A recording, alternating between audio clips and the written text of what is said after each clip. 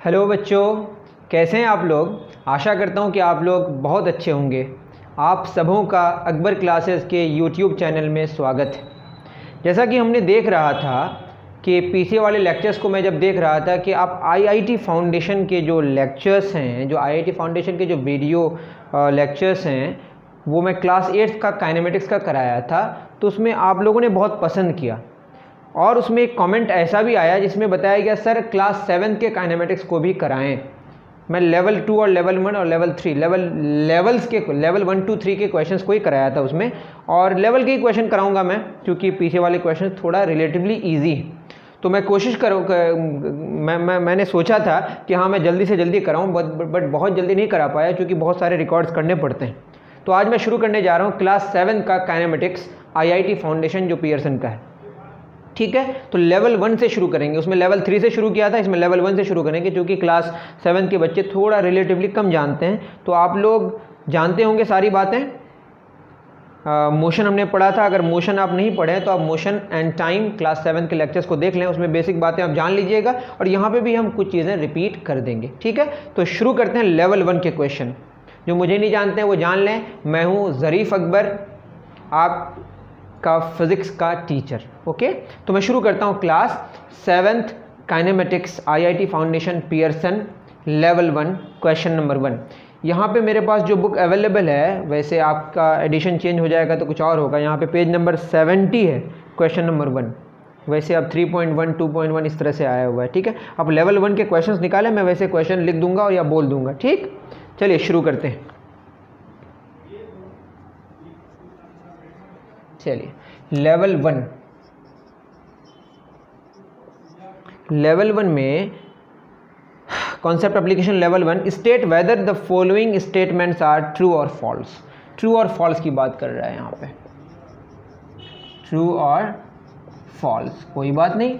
सबसे पहला क्वेश्चन है कि 1 hour is equal to 1 hour is equal to 360 second. ये आपको बताना है कि ये ट्रू है या फॉल्स है।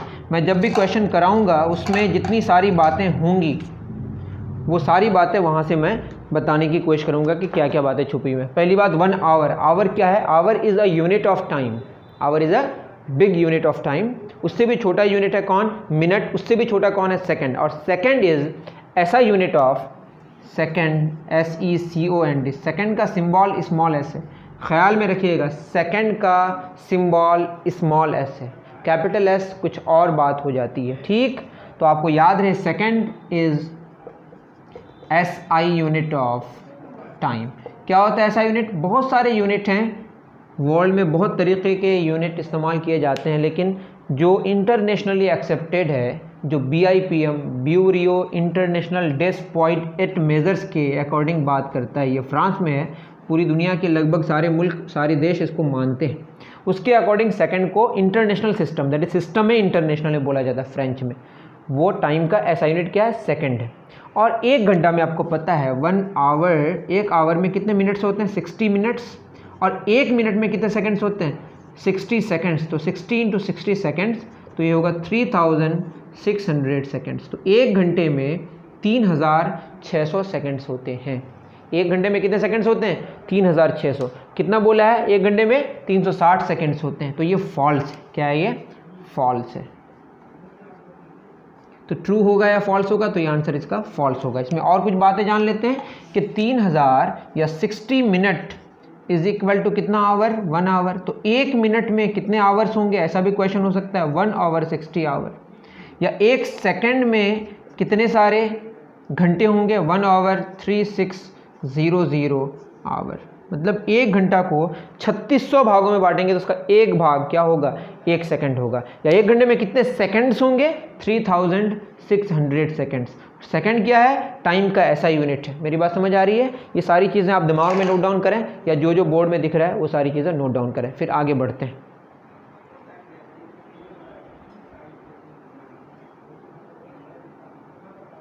चलिए, क्वेश्चन नंबर 2, अभी तक ट्रू और फॉल्स की बात होगी। क्वेश्चन नंबर 8 तक ट्रू और फॉल्स की बात होगी। दूसरे क्वेश्चन में क्या कहता है ये पढ़ने से पता चलेगा। पढ़ते हैं फिर आगे बढ़ते हैं। ओके, चिंता ना करें, आराम आराम से करेंगे, 1 घंटे का क्लास करने की कोशिश करते हैं, देखते हैं कहाँ तक पहुँच पा रहे हैं। The motion of a simple pendulum is an example of oscillatory motion. The motion of simple pendulum is an example of oscillatory motion.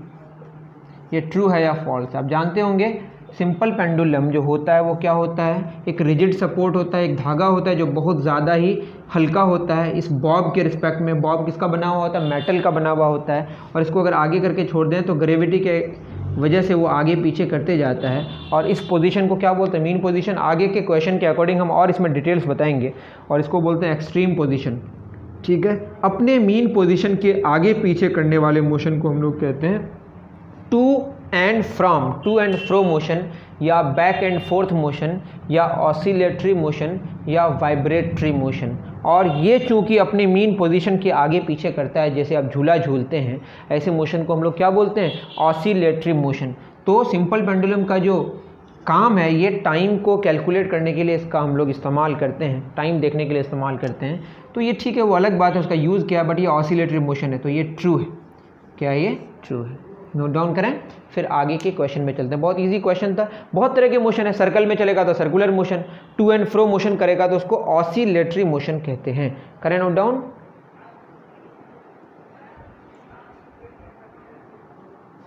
चलिए, इसमें ज़्यादा टाइम नहीं हम लोग वेस्ट करते हैं क्योंकि बहुत इजी क्वेश्चन था। क्वेश्चन नंबर 3 कह रहा है कि अ नैनो सेकेंड, ये बहुत अच्छा क्वेश्चन है। अ नैनो सेकेंड, सेकेंड का नाम सुना होगा आपने, बट नैनो सेकेंड नहीं सुना होगा। A nanosecond is 1 billionth of a second, is 1 billionth of a second. चलिए देखते हैं क्या होता है नैनो। नैनो सेकेंड को समझने से पहले हम लोग कुछ और जानेंगे। जैसे मैं बोलूं, आपने सुना होगा 1 मिलीग्राम, 1 मिलीग्राम। ग्राम क्या है, ये m क्या है बताइए, मिली। ठीक है, g क्या है बताइए, ग्राम। Milligram, 1 milligram. ठीक है, 1 मिलीग्राम में कितने ग्राम्स हैं आप समझते हैं? 1 ग्राम में 1000 मिलीग्राम होता है। आप नहीं जानते हैं तो जान लीजिए, 1 ग्राम में, ग्राम क्या है, gram is a unit of mass, is a unit मतलब जिससे हम लोग किसी फिजिकल क्वांटिटी को मेजर करते हैं। क्या होता है physical quantity? The quantity which can be measured. Measure जिसको करेंगे उसका यूनिट होगा। यूनिट मतलब जैसे ये 1 मीटर है, ये 1 मीटर है, इसका डबल 2 मीटर। 1 को हम लोग यूनिट कहते हैं। Gram is a unit of, fixed होता है, gram is a unit of mass. याद रहे, मास का यूनिट क्या है, ग्राम। और किलोग्राम अगर बोलें तो वो ऐसा यूनिट हो जाएगा। पहले मैं इसकी बात बता दूं, जैसे आप बोलें 1 किलोग्राम का नाम सुने होंगे। 1 किलोग्राम में कितने ग्राम है, 1000 ग्राम। तो ये क्या है बताइए, किलो। ये पीछे ग्राम से लगा हुआ है, इसको बोलते हैं प्रीफिक्स। उसी तरह ग्राम से पीछे यहाँ क्या लगा, मिली। जैसे मैं बोलूँ 1 किलो व्यूज़ का नाम सुने होंगे आप। 1 किलो व्यूज़ कहाँ पे होता है, ये होता है आपका यूट्यूब में। तो ये किलो मतलब 1000 हो गया, तो 1000 व्यू हो जाने से 1K हो जाएगा। 2K मतलब 2000, 3K मतलब 3000। तो K क्या हो गया हमारा, प्रीफिक्स हो गया, पीछे फिक्स करते हैं, उसको हटाने से कुछ ना कुछ वैल्यू लगाते हैं। तो किलो का मतलब यहाँ 1000 है। तो मिली का क्या मतलब, मिली का मतलब होता है 1/1000। क्या होता है बताइए, 1/1000 ग्राम। मेरी बात समझ आ रही है? तो मिली को का मतलब ही 1 मिलीग्राम मतलब ग्राम को आपने 1000 भागों में बांटा, उसका एक भाग 1000th ऑफ अ ग्राम। ठीक है, अगर मैं यहीं पे बोलूँ मिली सेकेंड, ms मतलब हो गया मिली सेकेंड, तो ये हो गया 1/1000 सेकेंड। तो जब भी मिली लग जाएगा किसी भी क्वांटिटी में, किसी भी यूनिट में, तो समझ जाइए कि उसको अब 1000 भागों में बांटेंगे, उसका एक भाग होगा उसका 1 मिली। मेरी बात समझ आ रही है? तो मिली 1000th होता है। क्या होता है? लेकिन हमें क्या 1 बिलियंथ के बारे में बात करनी है। तो 1000th of anything is milli. 1000th of anything is milli. अब आगे बढ़ते हैं। ठीक है, याद रहे कि अगर 1000 भागों में बांटें तो एक भाग क्या होगा, मिली हो जाएगा। ठीक है, मिली की बात हो गई। अगर मैं बोलूं 1 मिली सेकेंड हो गया कितना बताइए, 1 मिली सेकेंड मतलब सेकेंड को आपने 1000 भागों में बांटा। अगर मैं बोलूँ एक, ये मिली हो गया, उसके बाद आता है माइक्रो, ये माइक्रो है, माइक्रो का सिंबल है, ये ग्रीक लेटर है यू, इसे हम लंबा करते हैं, इसको बोलते हैं म्यू। क्या बोलते हैं इसको? म्यू। सिंबल की बात नहीं करनी, मेन है माइक्रो सेकेंड है। एक माइक्रो सेकेंड का मतलब 1000 हजार, मतलब इकाई, दहाई, सैकड़ा, हज़ार, 10,000, 100,000, 1 मिलियन। मतलब एक सेकंड को आप अगर 1 मिलियन भागों में बांटें, but that is 1 microsecond. Second से पीछे एक प्रीफिक्स है, वो लगा देने का मतलब एक सेकंड को आपने मिलियन भागों में बांटा तो उसका एक भाग, तो उसको बोलेंगे 1 मिलियंथ ऑफ अ सेकेंड। क्या बोलेंगे इसको? 1 millionth of a second. 1 millionth of a second is known as micro second. बात समझ आ रही है? उसी तरह से आगे बढ़े तो आता है 1 NS, N मतलब नैनो। क्या आता है? नैनो। 1 नैनो सेकंड का मतलब 1 मिलियन हज़ार, मतलब 1 2 3 4 5, 1 मिलियन हो गया, उसमें भी हज़ार, मतलब इकाई, दहाई, सैकड़ा, हज़ार, 10,000, 100,000, मिलियन, 10 मिलियन, 100 मिलियन, 1 बिलियन। मतलब एक सेकंड को अगर बिलियन भागों में बांटें तो उसको बोलेंगे 1 billionth of a second. 1 billionth of a second is 1 nano second. मेरी बात समझ आ रही है? तो आप 3 बात याद रख लें। मिली का मतलब 1,000th of a second, micro second का मतलब 1 millionth of a second, nano second का मतलब 1 बिलियंथ ऑफ अ सेकंड, जो कि सही है। ये क्या है आपका? ट्रू है। मेरी बात समझ आ रही है? तो 1,000th of a second is known as milli second. कोई भी बात, कोई भी चीज़ को आप कोई भी चीज़ को अगर 1000 भागों में बांटें, उसका एक भाग होगा मिली। कोई भी चीज़ को, कोई भी यूनिट को अगर आप कितने भागों में बांटें? मिलियन भागों में, उसका एक भाग क्या होगा? माइक्रो। कोई भी चीज़ हो उसको अगर आप बिलियन भागों में बांटें, उसका एक भाग क्या होगा? नैनो। उतार ले, फिर आगे बढ़ते हैं।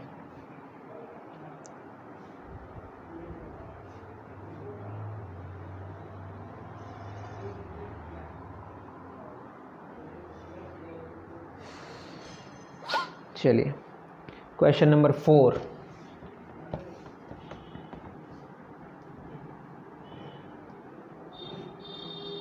क्वेश्चन नंबर 4 क्या कहता है? क्वेश्चन नंबर 4 कह रहा है when an object is moving with a uniform speed,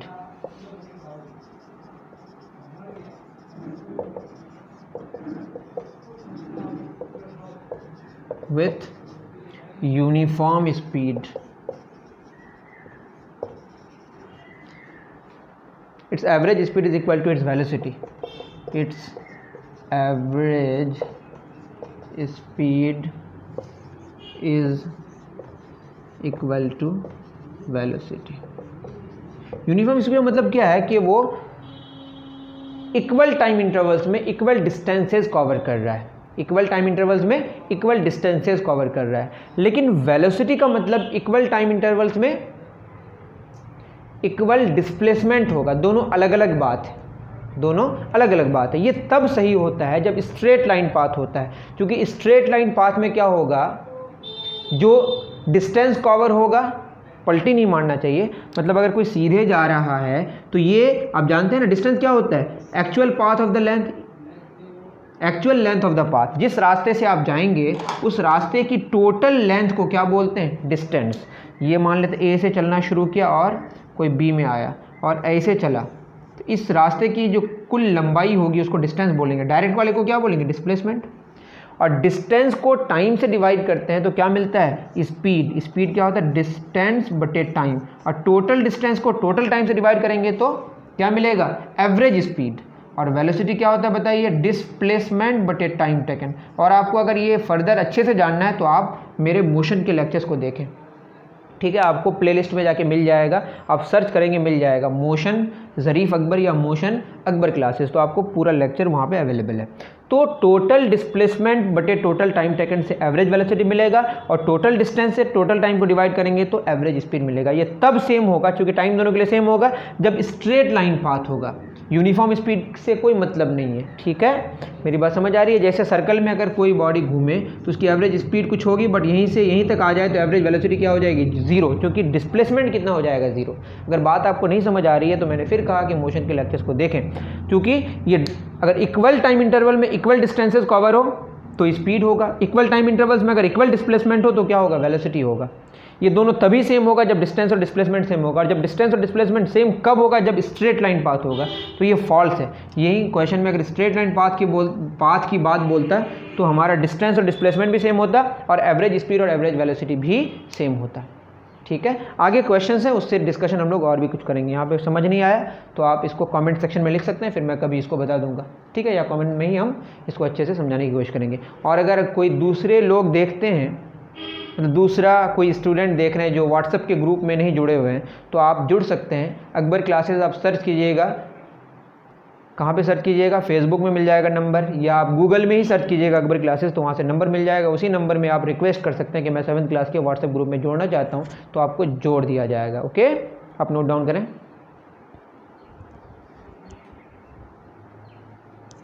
चलिए, क्वेश्चन नंबर 4 हो गया। 5 में कहा है we can use a simple pendulum to measure the time.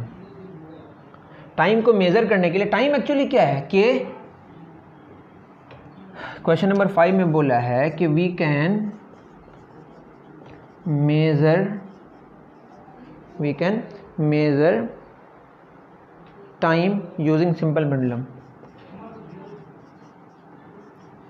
तो सिंपल पेंडुलम का इस्तेमाल करके हम टाइम मेजर कर सकते हैं, क्योंकि वो क्या करेगा, ऐसे ऐसे करेगा, उसका एक चक्कर में जितना टाइम लगेगा उसका डबल में 2 डबल कर देंगे। मान लेते हैं एक चक्कर कंप्लीट करने में 2 सेकंड लग रहा है, तो 2 बार ऐसा करने में उसका कितना टाइम लगेगा, 4 सेकंड। इस तरह से हम लोग टाइम इंटरवल को मेजर कर सकते हैं। जैसे कोई गया आया 1 सेकंड, गया आया 2 सेकंड, गया आया 3 सेकंड, उसको हमने सेकंड नाम दे दिया कि गया, जैसे इसको हमने 1 मीटर बोला। उसी तरह से कोई जाके बल्ब को ऑफ होने में मान लो 1 सेकंड लग रहा है, तो 2 बार ऑफ होगा तो 2 सेकंड, तीसरी बार ऑफ होगा तो 3 सेकंड।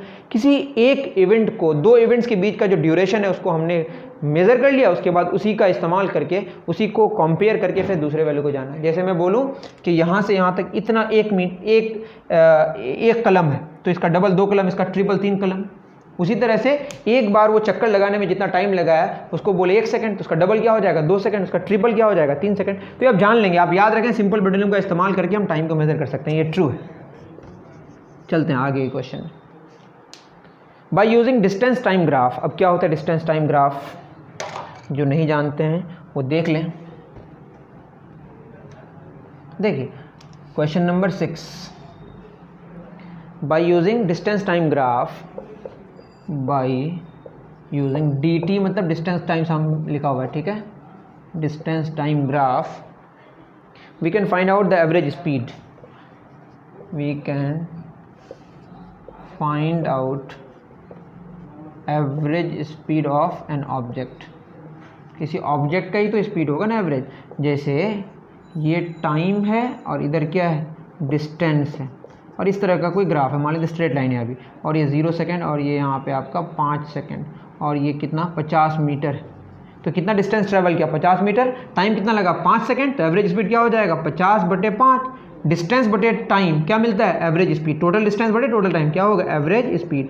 ये क्या हो जाएगा 50/5, 10 मीटर पर सेकंड। मेरी बात समझ आ रही है। तो एवरेज स्पीड हम इस ग्राफ से ही निकाल लिए। इसका मतलब डिस्टेंस टाइम ग्राफ का इस्तेमाल करके हम किसी ऑब्जेक्ट का क्या निकाल सकते हैं, बताइए, एवरेज स्पीड निकाल सकते हैं। तो ये क्या है, ट्रू है। ठीक है, बढ़ते हैं आगे। क्वेश्चन नंबर 7 उतार लें इसको।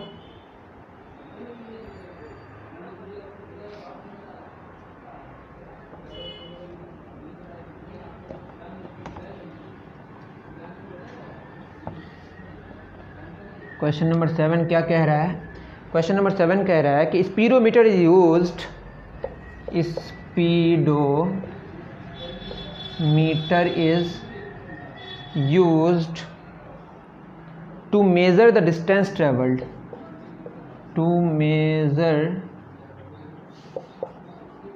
The distance travel by an object या व्हीकल, जो भी।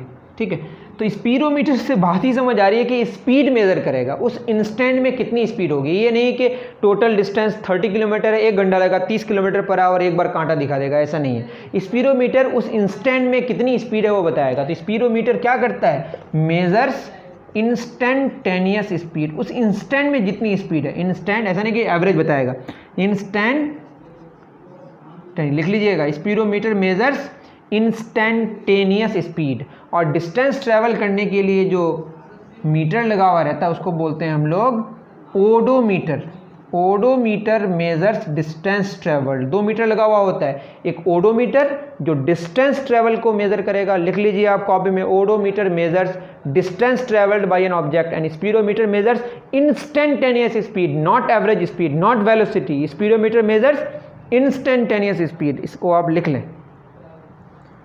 तो क्या लिखा आपने, speedometer measures instantaneous speed and odometer measures distance travelled by an object. Okay, चलें लास्ट क्वेश्चन है ट्रू और फॉल्स का।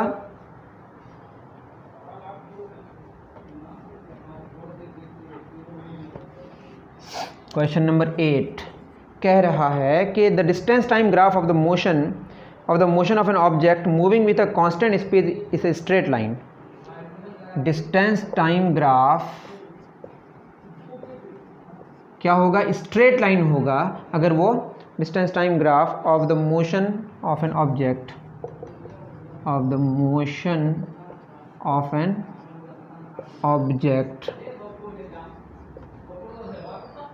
With constant speed is a straight line.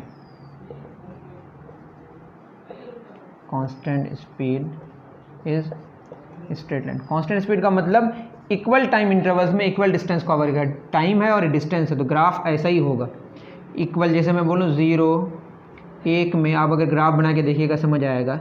First second में मान लेते हैं 5 मीटर डिस्टेंस ट्रैवल किया, दूसरे सेकंड में कितना किया 10 मीटर, तीसरे सेकंड में यहाँ कितना हो गया 20 मीटर। मतलब फर्स्ट सेकंड में 5 मीटर, 1 सेकंड से 2 सेकंड, 1 सेकंड में फिर 5 मीटर, फिर 1 सेकंड में फिर 5 मीटर बढ़ा। तो हर एक सेकंड में हमने सबसे कम टाइम इंटरवल कितना लिया 1 सेकंड। तो इक्वल टाइम इंटरवल्स में इक्वल डिस्टेंसेस कवर हो रहा है। मतलब हर एक सेकंड में 5 मीटर, हर एक सेकंड में 5 मीटर। मेरी बात समझ आ रही है? तो 5 मीटर पर सेकंड इसकी एवरेज स्पीड भी है और ये इंस्टेंटेनियस स्पीड है। मतलब हर एक सेकंड में अगर सबसे छोटा टाइम इंटरवल हम क्या माने 1 सेकंड माने तो हम देखें इसका ग्राफ कैसा आ रहा है, स्ट्रेट लाइन आ रहा है। मेरी बात समझ आ रही है? तो इक्वल टाइम इंटरवल्स में इक्वल डिस्टेंसेस कवर हो रहा है। मतलब इसको आप अगर ठीक से देखना चाहते हैं तो आपको लेक्चर्स देखना पड़ेगा। तो 1 सेकंड में 5 मीटर, फिर 1 सेकंड में 5 मीटर, फिर 1 सेकंड में 5 मीटर और ग्राफ इसका क्या आ रहा है, स्ट्रेट लाइन आ रहा है। ठीक है, तो ग्राफ वाले टॉपिक पे आप जाके देख सकते हैं। यानी तो क्लास 9 के लेक्चर्स को आपको देखना पड़ेगा। और भी डिटेल्स जानना चाहते हैं तो क्लास 11 देखना पड़ेगा।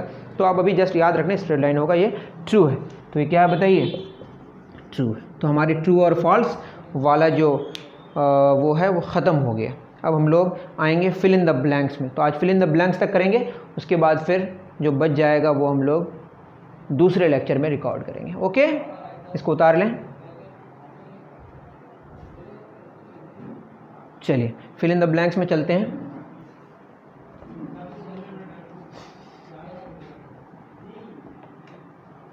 फिल इन द ब्लैंक्स क्या कह रहा है, क्वेश्चन नंबर 9 लिखा है dash measures the distance moved by a object. Measures distance travelled by an object. कौन डिस्टेंस मेजर करता है, अभी तो पता है ओडोमीटर। सिंपल क्वेश्चन था ये। Question number 10 a body is said to moving with uniform speed if it covers equal distances in a body is said to be. सब आप याद भी कर सकते हैं। A body is said to be moving with uniform speed. Detail जानना चाहते हैं तो एग्जाम्पल के साथ मैंने किया है, आपको लेक्चर्स देखना पड़ेगा। मूविंग विथ यूनिफॉर्म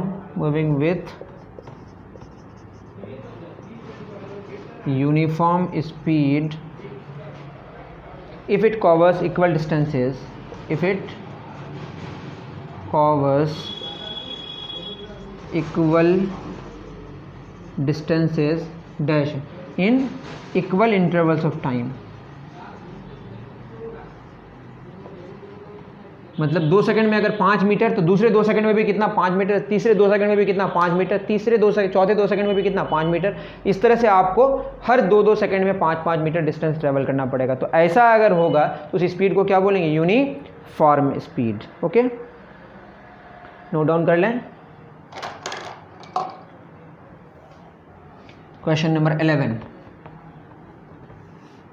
बोला है कि 1 माइक्रोसेकंड इज 1 माइक्रोसेकंड, अभी बताए, is dash of a second.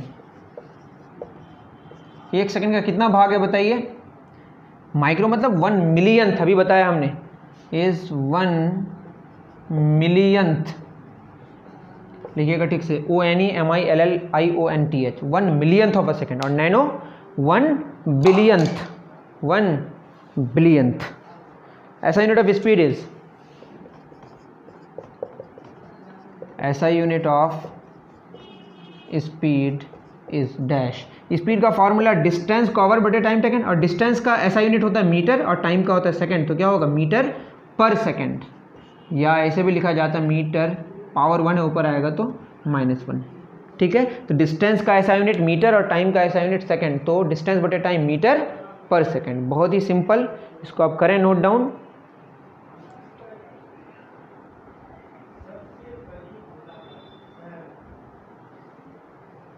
चलिए क्वेश्चन नंबर 13 में हम लोग पहुंचते हैं।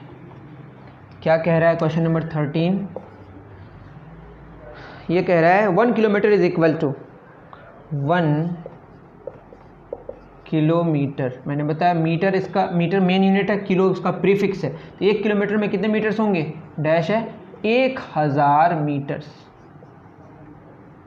1 किलोमीटर इक्वल टू मीटर्स यहाँ दिया हुआ है, जस्ट यहाँ पे डैश, कितना मीटर्स, 1000 मीटर्स। तो 1 किलो जो भी होगा, 1 किलो रसगुल्ला तो 1000 रसगुल्ले, 1 किलोग्राम नहीं, 1 किलो रसगुल्ला 1000 रसगुल्ले। तो जिस क्वांटिटी, जिसके पीछे किलो लगा दिया जाए तो वो 1000 हो जाएगा। जैसे यूट्यूब के बारे में बताया, 1 किलो व्यूज़ मतलब 1000 views.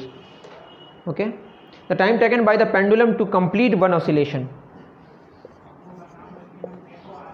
The time taken by a pendulum to complete one oscillation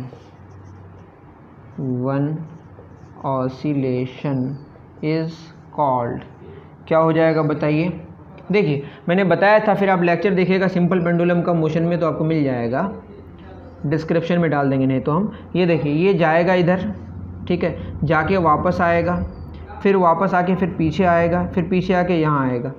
इसका रीज़न मैंने बताया था, जब वो आगे जाता है तो रीस्टोरिंग फोर्स की वजह से वापस आना चाहता है, और वापस आके जब यहाँ आता है तो फिर चूंकि वो चल रहा था तो चलते रहना चाहेगा, उसको बोलते हैं इनर्शिया ऑफ मोशन, उसकी वजह से पीछे जाएगा, फिर वापस आएगा, इस तरह से चलते रहेगा। तो जाके वापस जब आएगा तो उसका डायरेक्शन इधर होगा, फिर वो यहाँ आके फिर वापस जब आएगा तो डायरेक्शन उधर ही होगा जब शुरू में जो था। तो आगे जाके फिर मीन पोजीशन में आके फिर मीन से फिर पीछे जाके फिर जब आगे यहाँ आएगा तब एक ऑसिलेशन कंप्लीट होगा। और एक ऑसिलेशन को कंप्लीट करने के लिए जितना टाइम लगता है उसको बोलते हैं टाइम पीरियड। क्या बोलते हैं इसको, time period. The time taken by, याद भी रख लीजिए, the time taken by pendulum to complete one oscillation is called time period. Time taken by a simple pendulum by a pendulum to complete one oscillation is called time period. और 1 second में जितने सारे चक्कर लगाएंगे उसको बोलते हैं frequency. क्या बोलते हैं इसको। और टाइम पीरियड डिपेंड किस पे करता है, इसके लेंथ पर, यहाँ से लेकर इसके सेंटर तक, और किस पे डिपेंड करता है, ग्रेविटी पर, एक्सेलरेशन ड्यू टू ग्रेविटी पर, मास ऑफ बॉब पर डिपेंड नहीं करता है। ये सारा मैं सिंपल पेंडुलम एक टॉपिक है जिसमें पढ़ा चुका हूँ।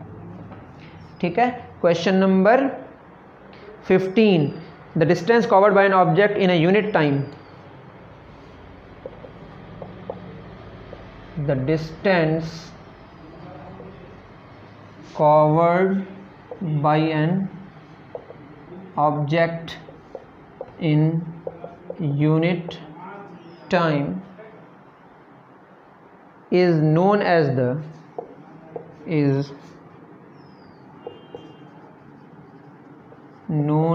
the dash of an object। मानते हैं कि 10 सेकंड में कोई 50 मीटर चला, तो 1 सेकंड में कितना चला, 50/10 मतलब कितना, 5 मीटर। तो इसको बोल सकते हैं 5 मीटर 1 सेकंड में, 5 मीटर पर सेकंड। तो यूनिट टाइम है ये, क्या है हमारा, टी टाइम में अगर डी डिस्टेंस कवर किया तो 1 में कितना करेगा, d/t। इसी को बोलते हैं डिस्टेंस बटे टाइम, स्पीड। तो स्पीड क्या है, यूनिट टाइम में कितना डिस्टेंस कवर किया उसी को क्या बोलते हैं, स्पीड। तो the distance covered by an object in unit time is called speed of an object. क्या बोलते हैं उसको, स्पीड। ओके, करें नोट डाउन। एन ऑब्जेक्ट, इसको उतार लें पहले,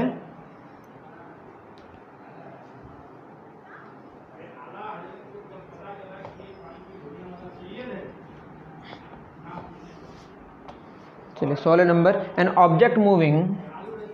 an object moving along a straight line with constant speed is said to be in uniform motion।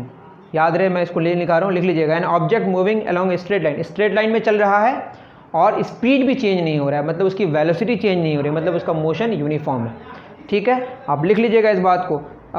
लिखिए, an object moving along a straight line with a constant speed is in uniform motion. Straight line का मतलब direction change नहीं हो रहा है, और uniform speed मतलब speed constant है, मतलब वेलोसिटी उसका चेंज नहीं हो रहा है। और जब वेलोसिटी चेंज नहीं होगा तो उसको बोलेंगे मोशन उसका यूनिफॉर्म है, मतलब उसका वेलोसिटी यूनिफॉर्म है, मतलब स्पीड भी यूनिफॉर्म है और स्ट्रेट लाइन पाथ में चले तो उसको बोलते हैं यूनिफॉर्म मोशन। स्पीड कांस्टेंट हो और उसका डायरेक्शन चेंज ना हो तो उसको बोलेंगे यूनिफॉर्म मोशन। अगर डायरेक्शन चेंज हो रहा है तो मोशन यूनिफॉर्म नहीं है, क्योंकि उसकी वेलोसिटी चेंज हो जाती है।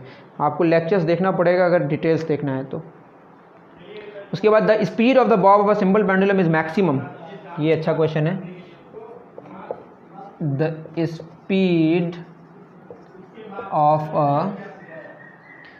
The Bob is maximum of a simple pendulum, Bob of a simple pendulum of a simple pendulum is maximum. The speed of the bob of a simple pendulum is maximum at its क्या, देखिए होता क्या है, ये आपका Bob है, ये जब आगे ले जाके हम छोड़ देते हैं तो ये वापस आता है तो क्या होगा, उसकी स्पीड बढ़ेगी। जब हम किसी चीज़ को नीचे छोड़ दें तो उसकी स्पीड क्या होती है, बढ़ती है। तो बढ़ते क्या हो जाती है, यहाँ पे मैक्सिमम, फिर ऊपर जाती है तो इसको खिंचाव होता है। जैसे हम किसी चीज़ को नीचे से ऊपर की तरफ फेंकें, स्पीड घटते घटते जीरो होकर वापस आती है। तो वापस आने से क्या होता है, फोर्स भी नीचे लग रहा है और बॉडी नीचे आ भी रहा है, तो उसकी स्पीड बढ़ेगी। अब नीचे से ऊपर फेंकते हैं तो अर्थ उसको किधर खींचती है, नीचे की तरफ, और जाती ऊपर है तो इसकी स्पीड घटेगी। तो फोर्स और मोशन एक दूसरे के अगर ऑपोजिट हो तो उसकी स्पीड घटेगी।